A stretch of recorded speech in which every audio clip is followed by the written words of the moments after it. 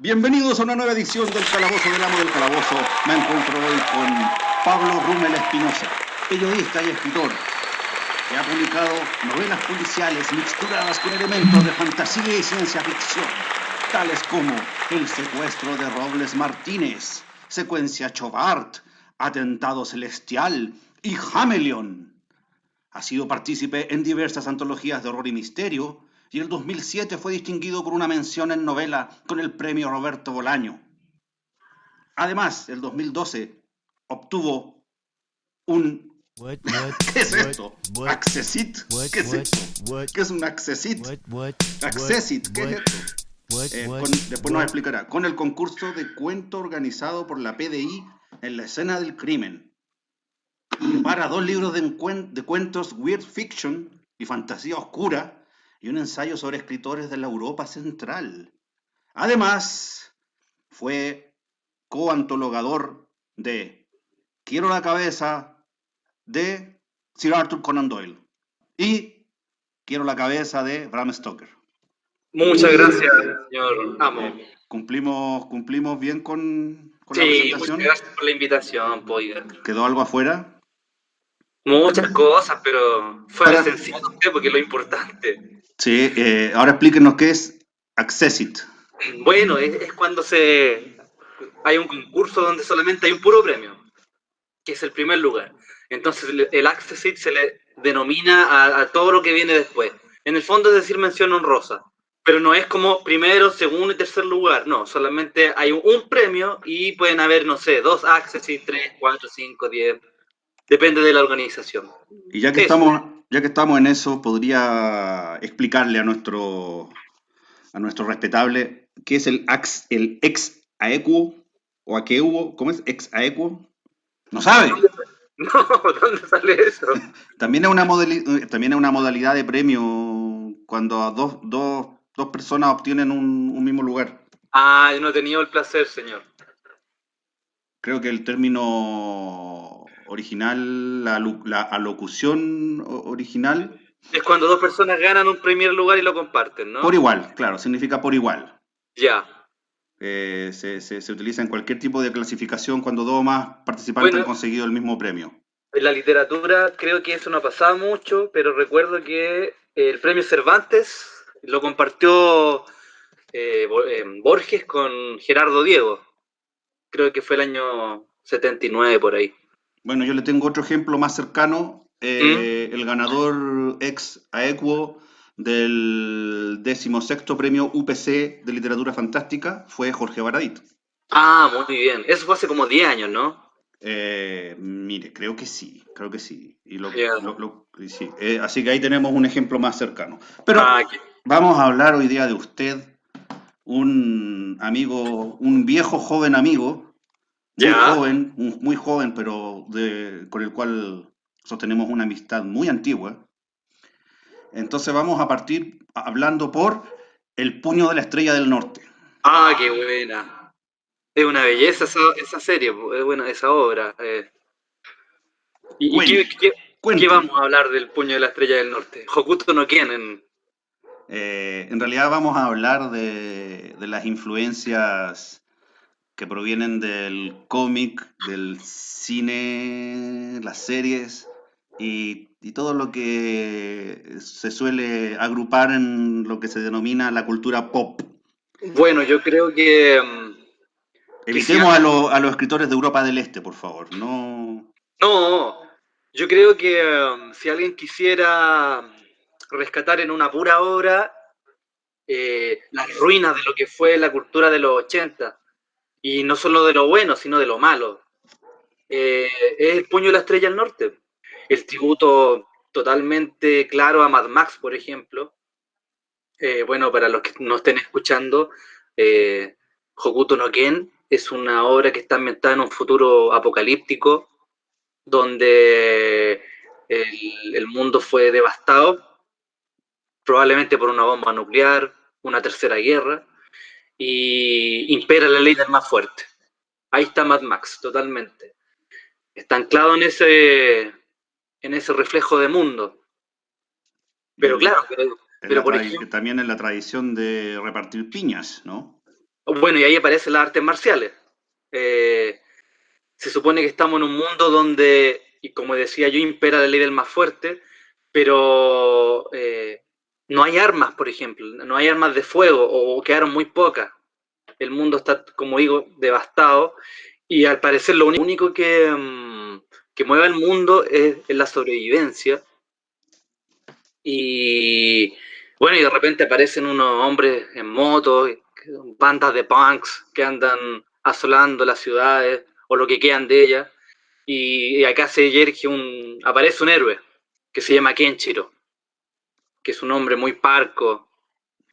Físicamente se parece mucho a Sylvester Stallone. De hecho, se parece mucho a Cobra. No sé si usted conoce esa película de Stallone. Cobra. Cobra, Recuerdo el póster de esa película, el afiche. claro. Salía con unas gafas oscuras, una pistola en la mano y creo que conducía un camión. No, era policía, andaba en moto. Ah, ya. Entonces, cuando la policía ya no daba abasto, cuando habían escenas, o sea, cuando habían procedimientos muy violentos y ya había que saltarse las leyes, llamaban a Cobra. Cobretti era el apellido. Ah, muy bien. Y Cobra, cobraba. Claro, y no tenía misericordia, pues, entonces se reflejaba toda esa violencia totalmente políticamente De los incorrecta, 80, ¿no? Muy propia de los 80. claro, en donde había que justiciar al malo, o sea, no había que tener ninguna conmiseración contra el mal, había que destruirlo, aniquilarlo Destrozarlo. totalmente. Hacerlo Eh, puré, hacerlo papilla. es Robocop, por ejemplo, es lo mismo, un futuro donde las corporaciones tienen mucho poder y la violencia está desatada. Entonces, ¿qué se le ocurre? Crear un robot, un androide, a partir de un policía mutilado, que claramente no mata, pero que utiliza recursos totalmente al borde de la ley para imponerse. Y echa de menos esa ultraviolencia tan propia de los años 80 hoy en día, donde creo que además, por más que fuera la sangre artificial, digamos, efecto especial, pero estaba ahí. Ahora la sangre digital se ve tan falsa, todo se ve Sí. tan falso, ¿no? Lo comentábamos ayer con unos amigos que en las primeras Star Wars hay un peso, porque todas las cosas, la mayoría de las cosas que hay ahí tienen peso. Incluso las naves cuando vuelan por el espacio, todo eso eran maquetas, eran cosas sólidas. Ahora todo es digital, todo se ve en el aire. Alguien me dijo alguien lo comentaba, creo que nuestro amigo en común, Martín Muñoz Kaiser, Ya. que había visto la precuela, la trilogía La amenaza fantasma y las otras dos, y decía Mm. que el CGI no se sostenía, pero absolutamente para nada. Que En parecía cambio, PlayStation 2, así, una cosa como desfasada. claro, y en cambio tenemos películas como la Star Wars original y las Mm. posteriores que hasta el día de hoy, por lo menos las vemos y habrá un Muppet ahí, pero ese Muppet tiene una presencia real, física, una consistencia. Yo puedo creer a un Yoda Muppet, pero no me convence mucho el Yoda digital, para nada.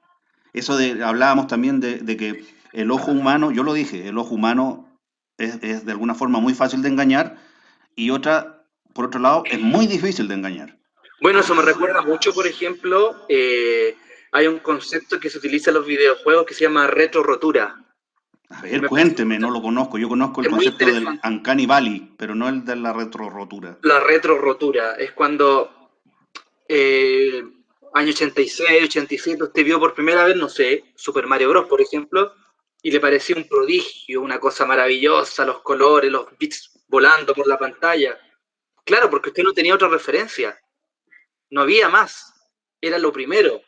Eh, por ende, la verosimilitud o lo mágico que había en eso era prístino, ¿me entiendes?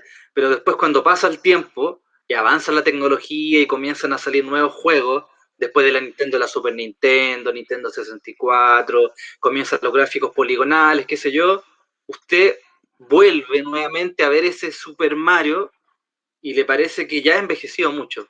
La música, el mono aparece tieso, y eso es la retrorotura. Ah, Bien, gracias por informarnos sobre ese concepto del cual no estábamos familiarizados aquí en el calabozo del amo del calabozo. Y Eh, probablemente cuando Star Wars salió en su tiempo y la gente vio esos efectos digitales, probablemente quedó asombrada. o sea, Porque nunca esos había efectos visto. análogos. Claro, porque no, cuando Ah, vio lo de los la amenaza efectos, fantasma, dice usted. claro, de amenaza de fantasma con su. No, Bueno, son. es que yo recuerdo haber visto la amenaza fantasma en el cine y recuerdo que no me pareció nada extraordinario. Si no me voló la cabeza el CGI, me pareció Bueno, pero, extraordinario en pero eso Jurassic por. Park, por ejemplo, Pero eso por. Ya. que hasta el día de hoy se sostiene bastante bien esa película. Porque también hubo un uso alternado de CGI con efecto práctico Mm. y se supo ocultar las costuras. Eso lo comentábamos también en el capítulo anterior. Pero no será que a lo mejor las Jurassic Park que uno está viendo son reconstrucciones o son nuevas versiones que han sido retocadas, porque eso uno lo puede saber, ¿o no?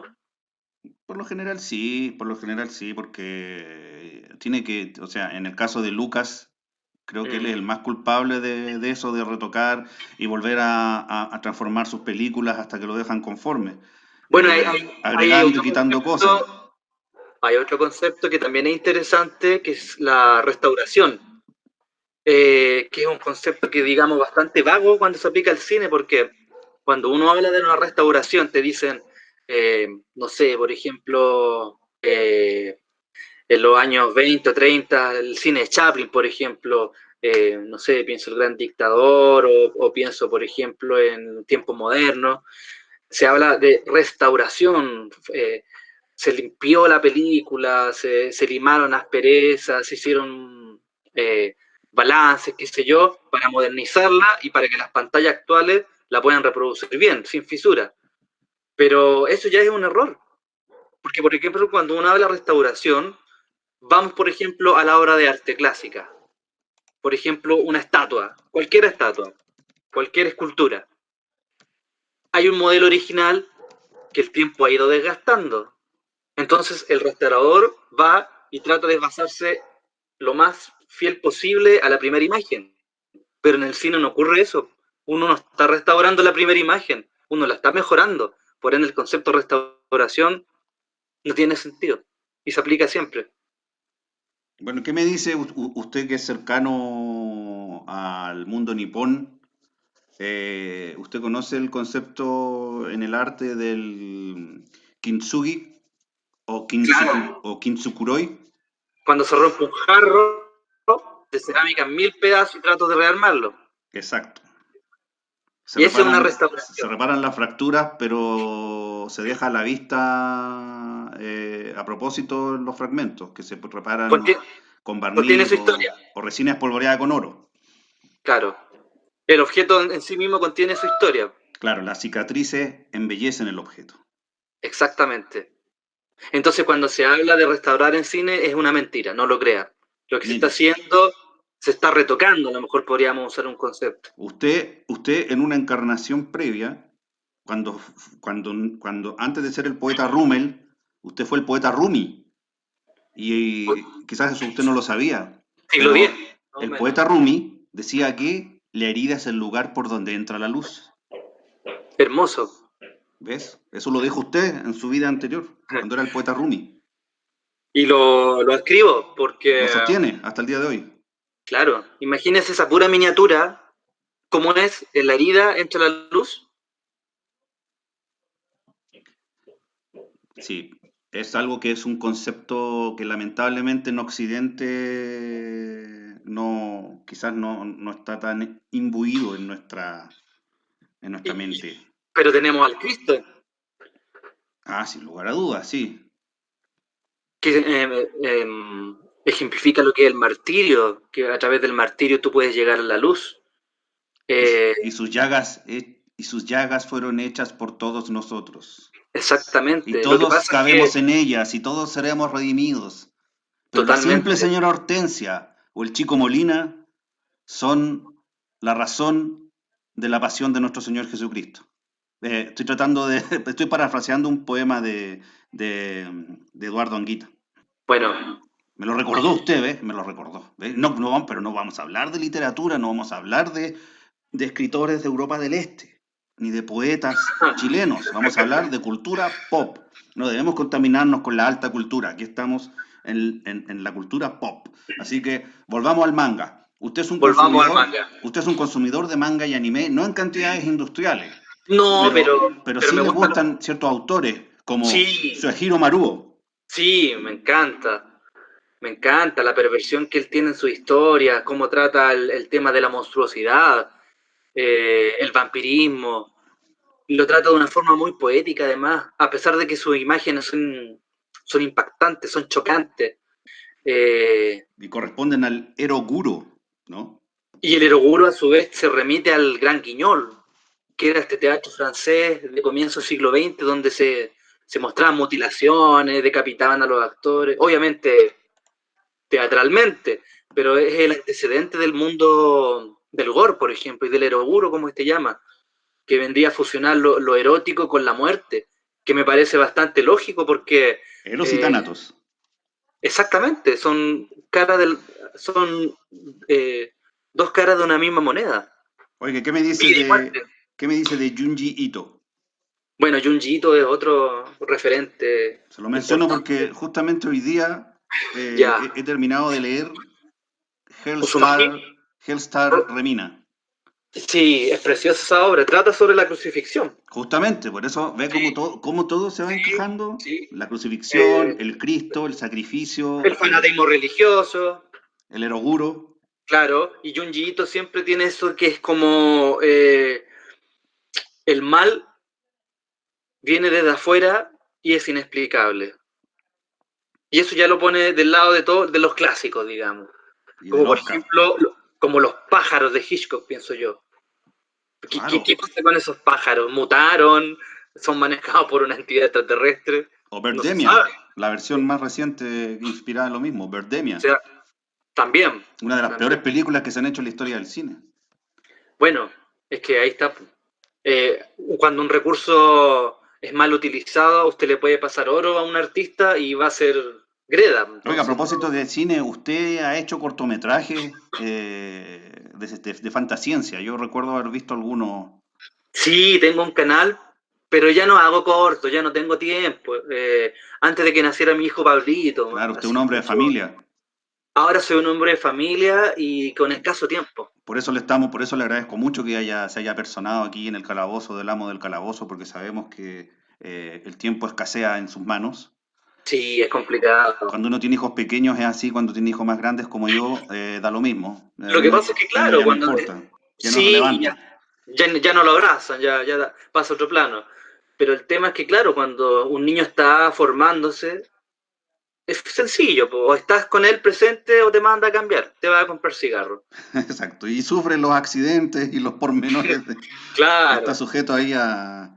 Es como entonces, una gran aventura, ¿no? También, claro, siempre están de aventura, están explorando nuevos mundos, están luchando contra piratas y robots, del y espacio, son parte de la Paw Patrol, ¿no? También, y cosas claro. así, los Transformers, etcétera. Siempre un mundo nuevo. Oiga, ¿vio la película de Sonic? No, mi hijo la fue a ver. Ah, ya, yo la vi Cuando hace era un más par de bonito. días atrás. Me gustó bastante. Oiga, y ahí hubo una polémica porque Sonic tuvieron que retocarlo hasta que Ah, sí, es que esa cosa fue espantosa, lo que era como un peluche horrible, el así. furro que vimos, antropomorfo, ¿no? Para variar, Hollywood arruinando un concepto que no era necesario que adoptaran esa aproximación. Ahí es como un malentendido realismo, ahí, hay un malentendido realismo. Y está eso del Uncanny Valley, que Mm, mientras el concepto del Uncanny Valley es que cuando una figura artificial de humanoide, ¿ya? mientras más parecida es a la persona, más se siente uno alienado por esa forma. Entonces, podemos encontrar muy humano o mucha humanidad en Wally, por ejemplo, que eran un par de ojos como binoculares, pero muy Sí. expresivos, y nos puede parecer algo inquietante, aterrador, de dinero del Uncanny Valley, estos androides que hacen los japoneses, por ejemplo. Como Mm. este científico, este tipo que hizo un androide que es igual a él, pero Y uno hay lo uno ve. igual a Philip Dick. Claro, también había uno, y de inmediato uno dice, no, aquí hay algo mal. Porque nuestro cerebro, nuestra vista está entrenada para encontrar ese tipo de anomalías. En cambio, por Es eso decía curioso. que el ojo humano puede ser engañado muy fácilmente en ciertas cosas y en otras no. Y ahí usted... Pero ¿no será que eso ocurre porque se está introduciendo algo que históricamente nunca estuvo? Que Sí, probablemente el entrenamiento, bueno, usted sabe los colores verdes, se suponía que como el ojo humano distingue muy bien los verdes y las tonalidades, porque hubo una época anterior a la escritura donde el hombre vivía entre medio de las selvas frondosas. Entonces, entrenó mucho el ojo porque era capaz de distinguir los depredadores que habían, los depredadores naturales del hombre. así es. Entonces, cuando se introduce algo, no hay una historia previa, no hay una filogenia. Yo también tenía entendido que los ojos verdes eh, son los más escasos. Ah, no, Corresponden... pero yo me refería a la captar Sí, los no, es colores. que claro, pero me hizo pensar en eso, que los ojos Sí, verdes sí, son son más escasos que los azules. el 2% de la población, solo el 2% de la población humana tiene... Sí, es eh, extraño. y por ahí leí algo, usted sabe siempre que alienígenas, piensen de inmediato en Georgios Tuculas Tocalus, o como se diga, con su Sí. cabello super saiyajin, diciendo aliens, que se decía también que el origen podía ser extraterrestre de los ojos verdes. También, no sé si ha visto usted por ahí que lee muchas noticias, también existe una hipótesis de que los pulpos serían también formas de vida alienígena. Sí, sí, que por la forma, digamos, porque no hay símil en la naturaleza, al menos en el mundo acuático. Parece como que algo se introdujo. Y son muy inteligentes, además, para ser Total, una forma de sí. vida, entre comillas, Las ventosas primitiva. que tienen, sí, Claro, tienen porque al parecer para poder manipular esos 8 tentáculos necesitan una inteligencia un cerebro especial al menos. exacto. Y se ha mostrado que son capaces de recordar, de solucionar laberintos, etcétera. Bueno, a ¿No? mí, a mí por eso mismo me parece que la teoría de la evolución de Darwin se cae, hace agua por todas partes. Ah, pero eso quiere decir que usted está a favor de los creacionistas. No, Bajo, no, de no, ninguna no, manera, espero, ¿verdad? no. O sea, yo creo que hay una voluntad divina. No sé si sea un esquema o un programa. Probablemente las cosas ni siquiera tienen un inicio, probablemente siempre han existido.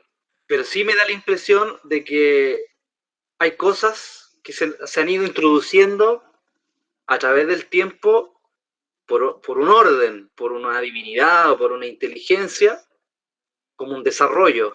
O sea, tampoco podemos dejar al azar absoluto un pulpo, porque el pulpo es demasiado específico.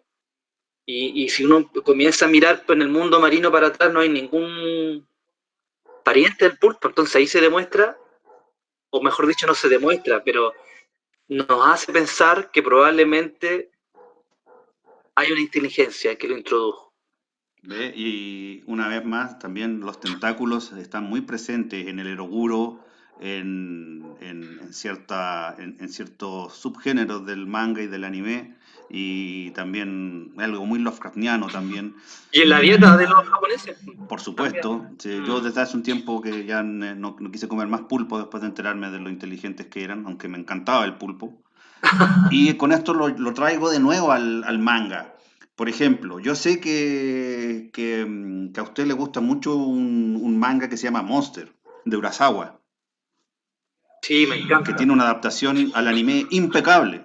Sí, es un... Usted llegó a asegurarme alguna vez incluso que consideraba que cualquier escritor actual sería feliz con haber escrito algo así, como Monster. Totalmente, totalmente, porque es una obra magna que toca muchos puntos. Eh, por ejemplo, lo retrotraigo un poco a lo que está pasando ahora en el mundo, donde hay un debate bioético sobre el uso de tratamiento intensivo, específicamente con el tema de los respiradores mecánicos. ¿Qué pasa cuando llega una persona de 80 años, muy mal, con coronavirus, y una persona de 40? ¿A quién le vamos a dar ese ventilador si solamente hay un ventilador? Todo indicaría que es la persona más joven. Claro, resulta que eso no es algo que haya nacido ahora, son protocolos muy antiguos que deben tener por lo menos un siglo, pero que ahora han salido nuevamente a la luz porque se ha tenido que, en Italia ocurrió que mucha gente anciana le dijeron, ¿sabe qué? Váyase para la casa mejor porque acá no tenemos espacio. Pero bueno, Monster parte con esa misma disyuntiva en donde hay un médico, un neurocirujano japonés, que está en Alemania y que en una misma noche llega una autoridad, creo que es el alcalde, que es un viejo ya, sesentón, setentón, y llega un niño, un joven. Entonces el médico no podía atender a los dos porque los dos venían heridos de la cabeza. No se podía dividir y tiene que elegir un paciente. Los dos vienen muriéndose. Y todos le dicen, salva al alcalde, porque es una autoridad. El otro joven nadie lo conoce. Eh, Puede tener un porvenir exitoso, no lo sabemos. Y el médico japonés dice, no, voy a salvar al joven.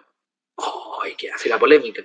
Más encima, él tenía un noviazgo con una doctora alemana muy guapa, que era la hija del director de esa clínica. Entonces, Y ese joven, y se le ese va todo el joven, equipo encima y le dicen, pero ¿cómo se te ocurre que vas a dejar morir al alcalde?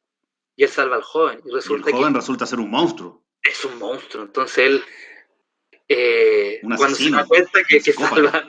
salva una especie de anticristo, es tanta la carga moral que él emprende una huida. Y aquí aparece el viaje. Es un viaje iniciático, el monomito. Eh, Y en el camino él se transforma en un prófugo, descubre una célula de jóvenes nazis que quieren revivir a Hitler, aparecen referencias a Kafka, Oiga, eh, pero es el médico, ¿es japonés?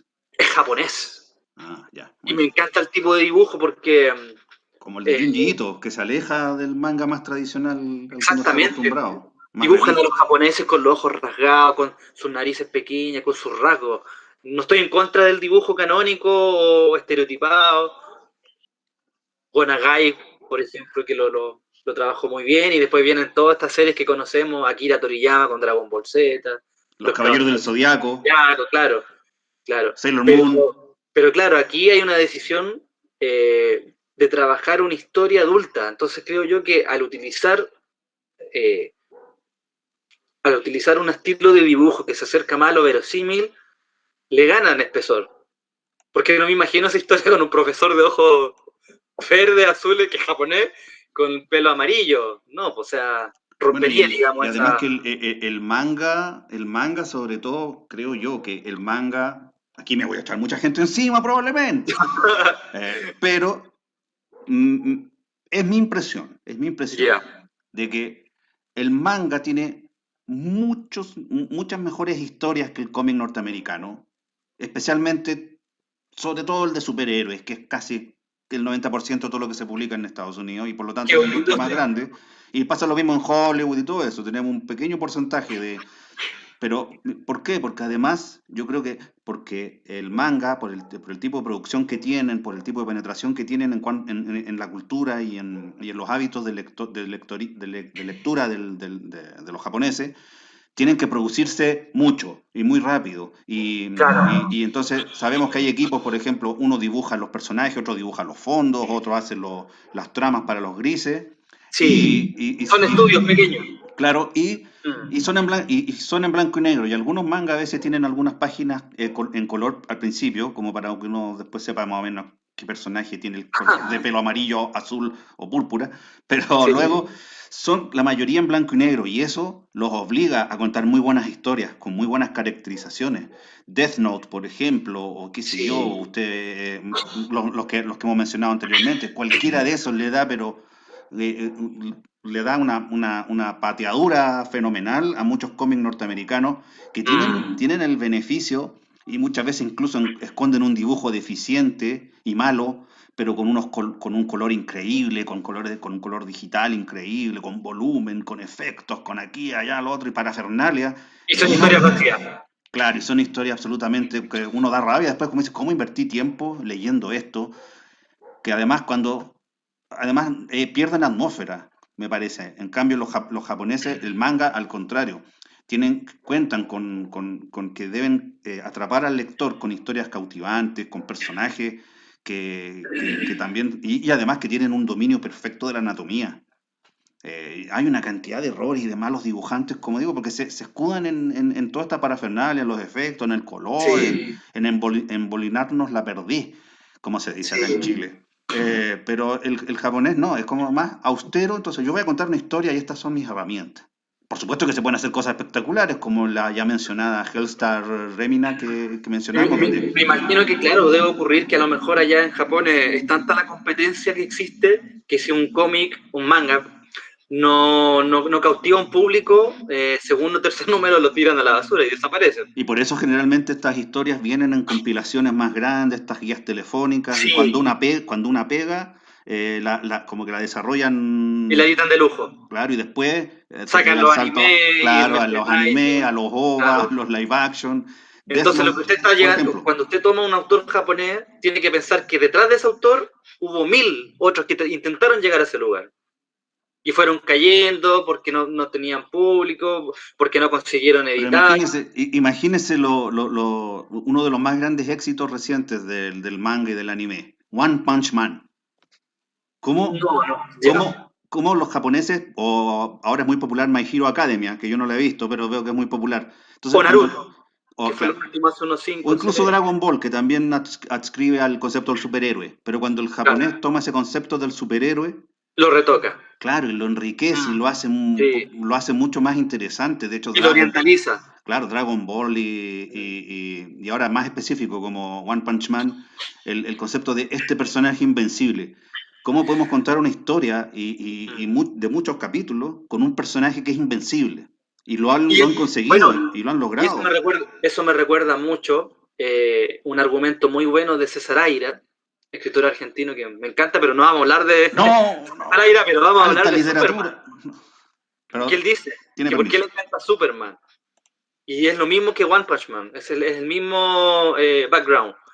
A él le encanta Superman de los años 70 porque decía, el Superman de la Edad de Plata, que era prácticamente un inmortal, no le entraban balas, volaba, podía Mover cambiar el planetas eje, con el podía dedo. cambiar el eje de la Tierra, podía mover el planeta. Entonces, ¿cómo puedo yo, un personaje que es casi, no tiene ninguna fisura, cómo puedo crearle villanos? Entonces él decía que aparecían unas cosas tan extrañas, máquinas del tiempo, unos profesores que venían de atrás hacia adelante, este duende, ¿cómo se llamaba el Mark Simpson? Un nombre que... Ese. Mixed Claro, Pickled. claro, que él tenía que, para derrotarlo, Superman tenía que decir su nombre al revés. Claro, O sea, que tenía que era su obligarlo nombre a al él revés. a decir Claro, su nombre al revés. claro. Entonces aparecen estas historias tan disparatadas y llenas de imaginación que fuerzan al guión a crear algo cada vez más asombroso. Porque si no lo logra, se muere. Y así es. Entonces, vamos a sacarlo ahora del manga. Ya. A. Lo vamos a llevar a David Lynch. Ah, notable. Es una influencia. Mire, yo vi la última Twin Peaks y no la terminé, pero porque me pareció un poquito repetitivo. Pero todo lo que hay detrás de David Lynch me parece... Y me parece que hay una lección cuando él cuenta que cuando estaba joven, 20, 22 años, estudiante de arte, él dice, yo voy a ir a París y ahí voy a hacer mi cine. Y llega a París y se va a un café y mira la Torre Eiffel y dice, ¿y qué vine a hacer acá? Está 2 semanas y vuelve a su ciudad natal. Es, si no me equivoco, él es de Montana, de esa zona. Entonces él cuenta que cuando vuelve a su ciudad empieza a escuchar el ruido que emitían las fábricas que habían ahí, que es como un ruido, es como un refrigerador, es como un ruido. Y mira las calles grises y ve que no hay ninguna belleza.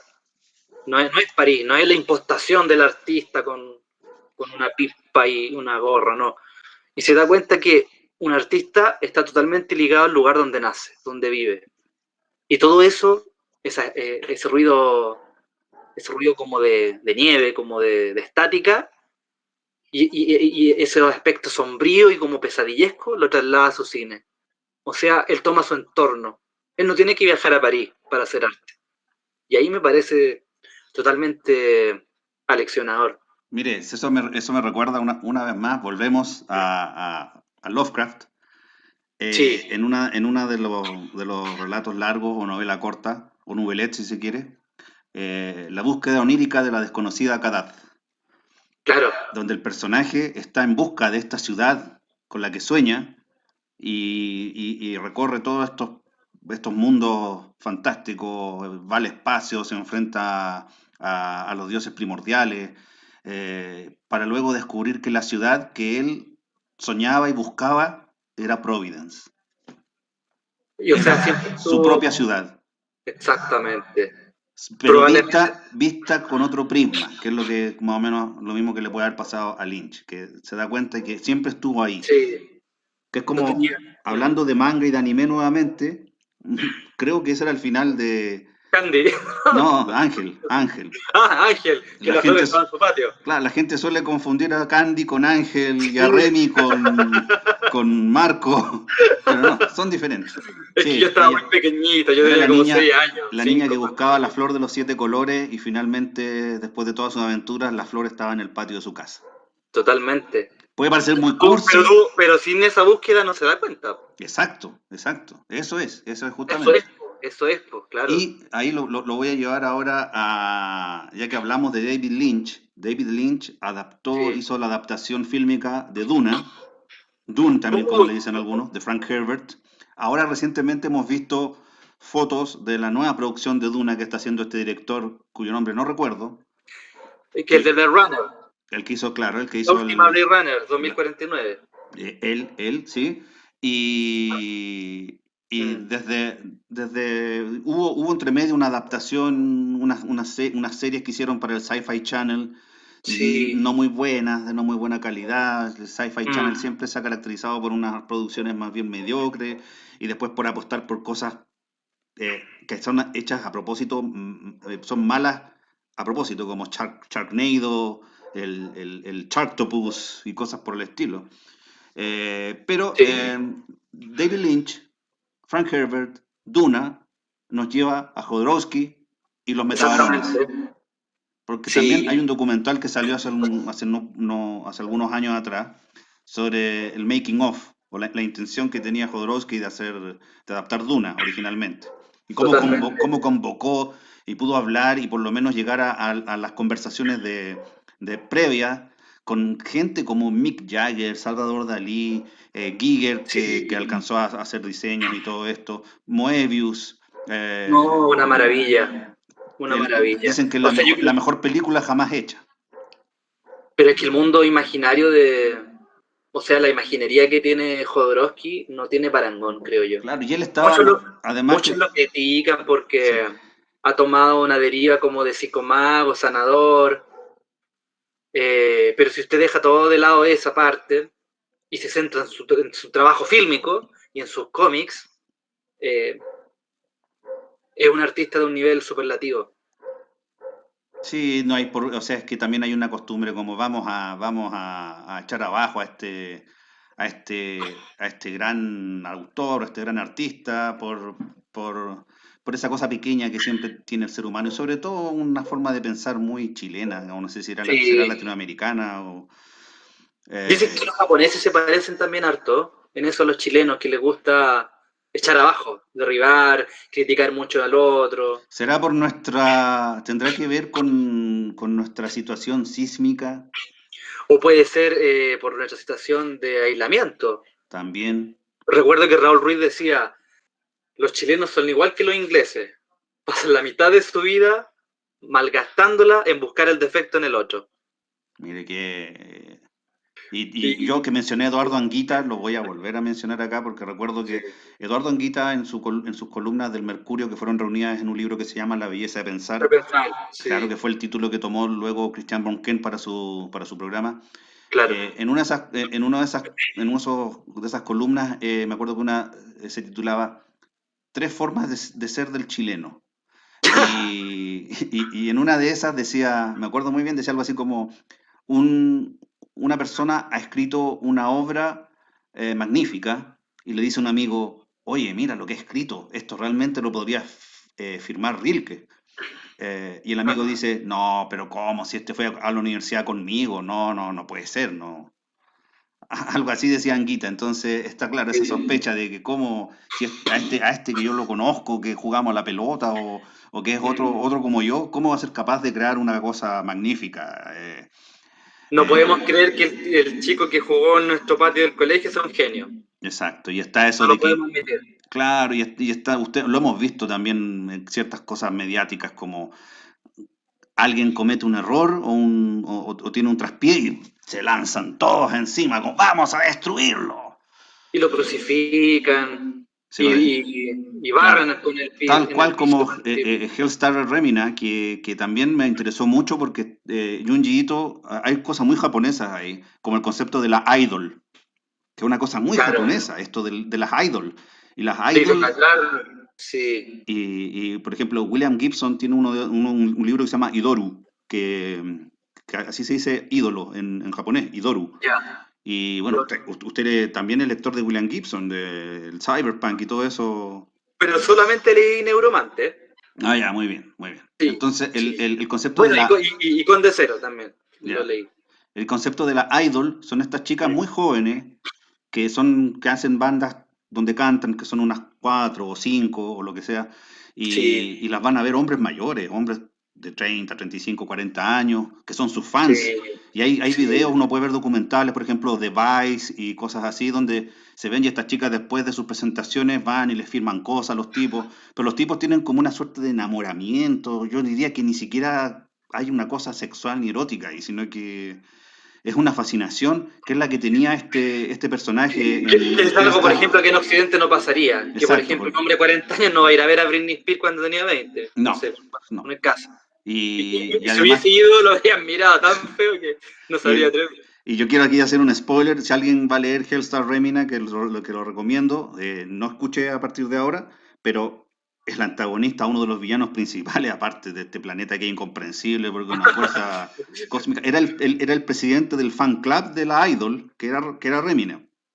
Claro, ¿Se acuerda de eso? Que era el presidente del fan club y él mismo tenía como una cosa así como, no la toquen, nadie se acerque a ella, ni siquiera yo te sí. voy a tocar porque eres perfecta y te adoro y te amo. Entonces es una cosa como una adoración, justamente.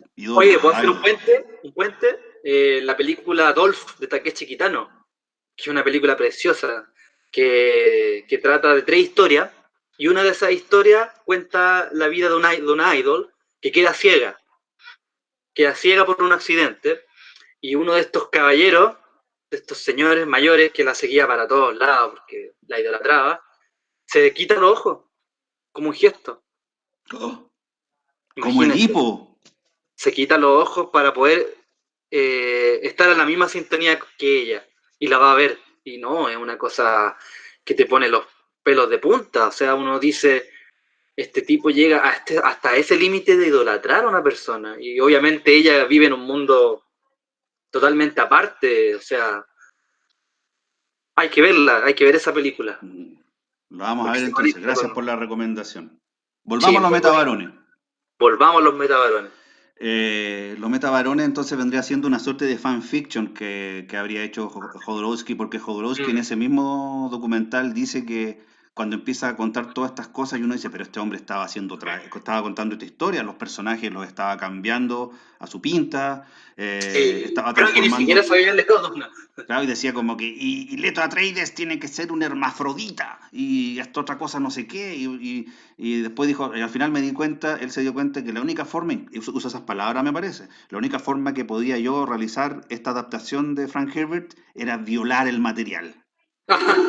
Creo que lo dice así textual, que entonces al final, si él iba a contar su propia historia, finalmente lo hizo, que fue la casta de los metabarones. Los metabarones finalmente fue llevar todas estas ideas y la Bene Gesserit eran las monjas putas y están las casas y está toda esta cosa nobiliaria y palaciega, pero en un contexto de ciencia ficción. Y Claro, la idea incluso del Mesías, como en otras obras, como Aleph Tau, por ejemplo, y John D. Fool, y todas estas cosas que lo que hizo como que Jodorowsky agarra todo lo de Herbert, pero le mete lo suyo. Lo que él trajo de Tocopilla, lo que él sí, trajo del Teatro Pánico, lo que él trajo de México, lo que él trajo de Antonin Artaud, del claro. Teatro de la Crueldad, de todas estas cosas del realismo mágico, del surrealismo, Del teatro pánico. del teatro pánico exactamente, Sí, y todo eso, y el tarot también, obviamente, la claro. psicomagia y todas esas cosas que él fue desarrollando.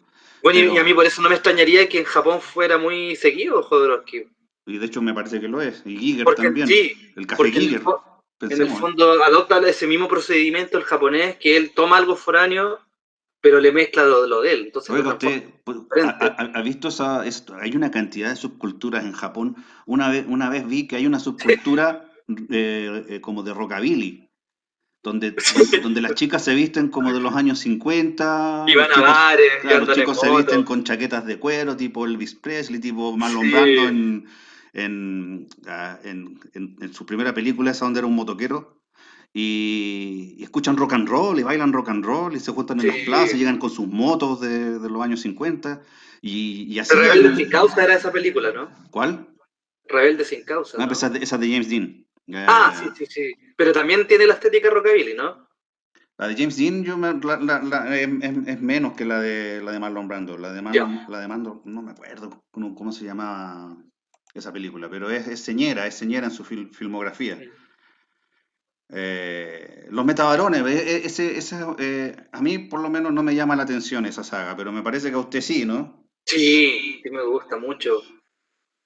Porque parte con la mutilación, porque tiene que ver con que tú recibes algo de tu padre y lo vas a heredar a tu hijo, pero para eso tienes que mutilar tu miembro, que puede ser una mano, una oreja, y se retrotrae a lo que decía Rumi, lo que como usted lo mencionaba, que por la herida era donde entraba mejor la luz.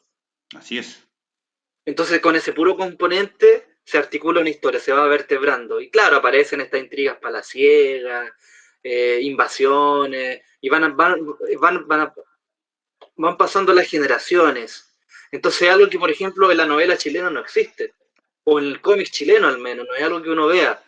No, no aparece, yo no recuerdo ninguna obra que trate sobre 10 generaciones atrás y comiencen a avanzar hacia el futuro o hacia el presente. Entonces, creo yo que Jodorowsky con esa obra al menos viene a completar algo que no había. Oye, ¿qué me dice ya que estamos hablando del fanfiction y de esta suerte de fanfiction de Frank Herbert que hizo Jodorowsky en Los Metabarones junto Juan obviamente, Jiménez. sí, Sí.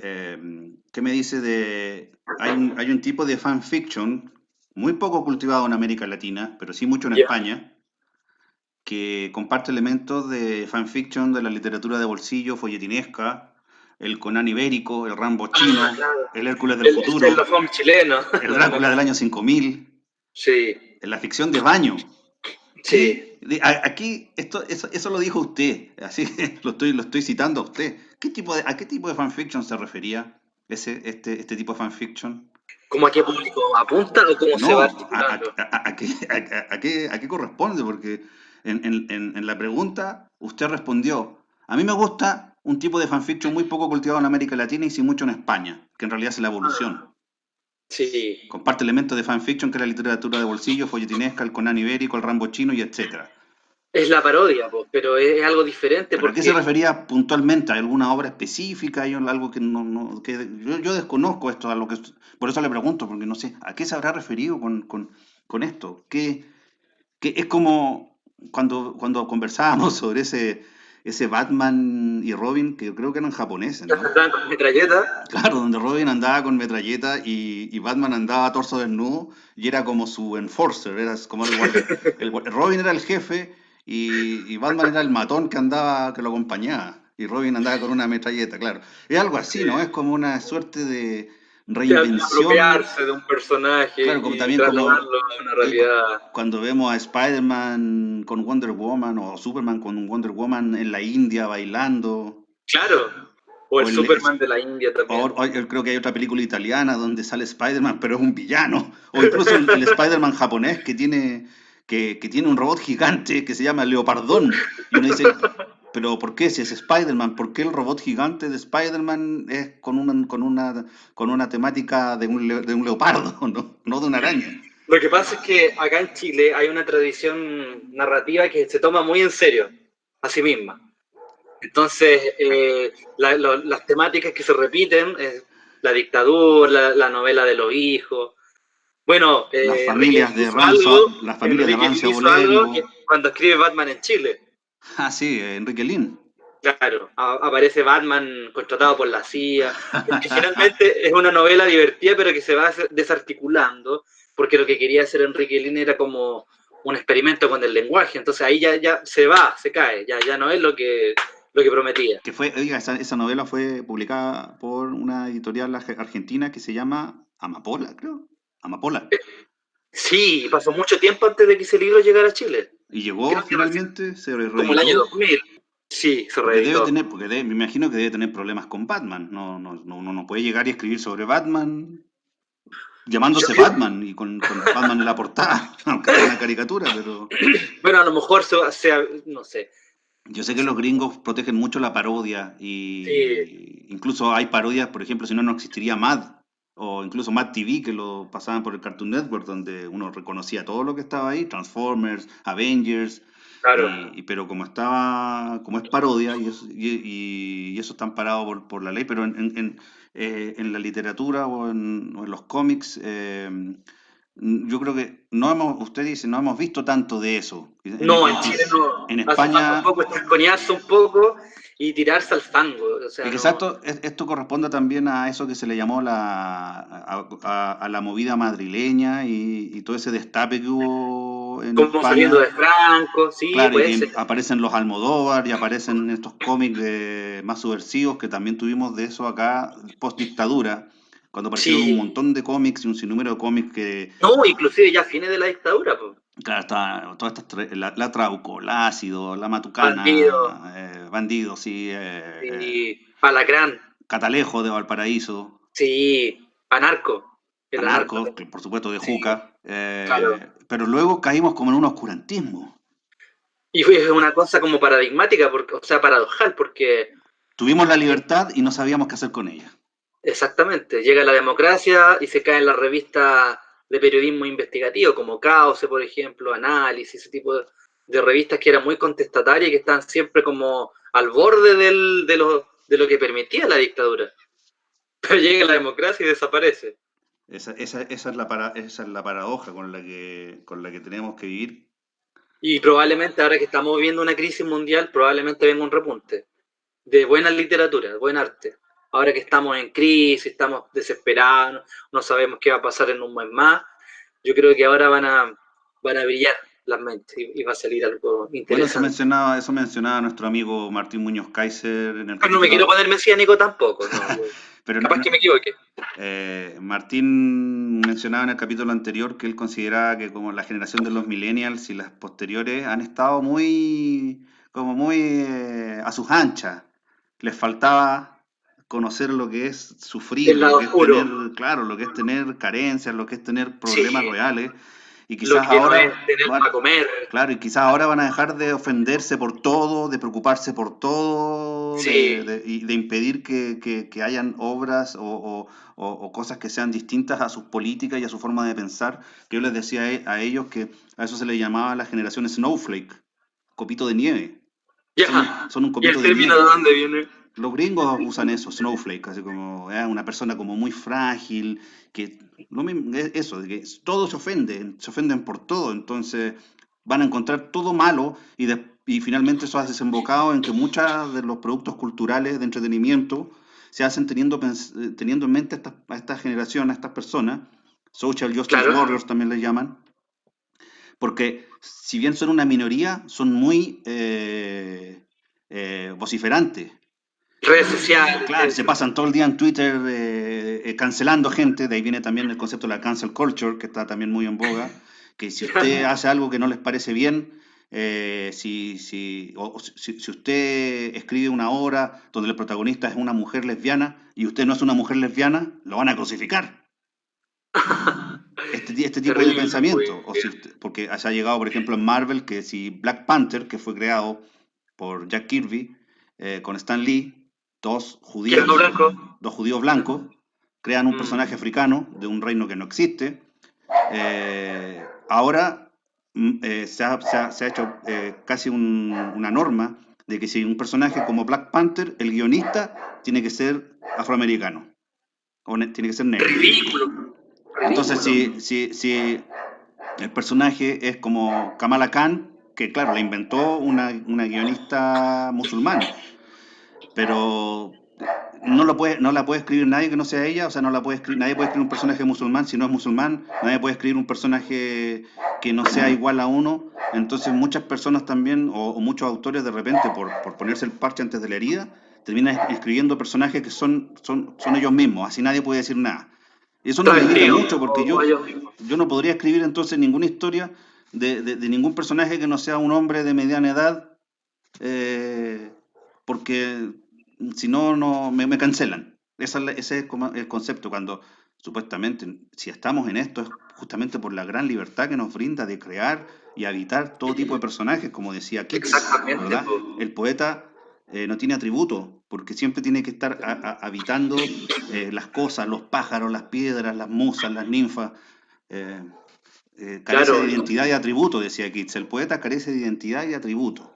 y como decía este poeta argentino Hugo Mujica, que decía que muchos escritores y poetas hablaban sobre las cosas, hablaban sobre las piedras, hablaban sobre el campo, pero no hablaban desde las cosas, no las habitaban, y por eso se notaba que eran impostadas finalmente, se Sí, notaba la falsedad.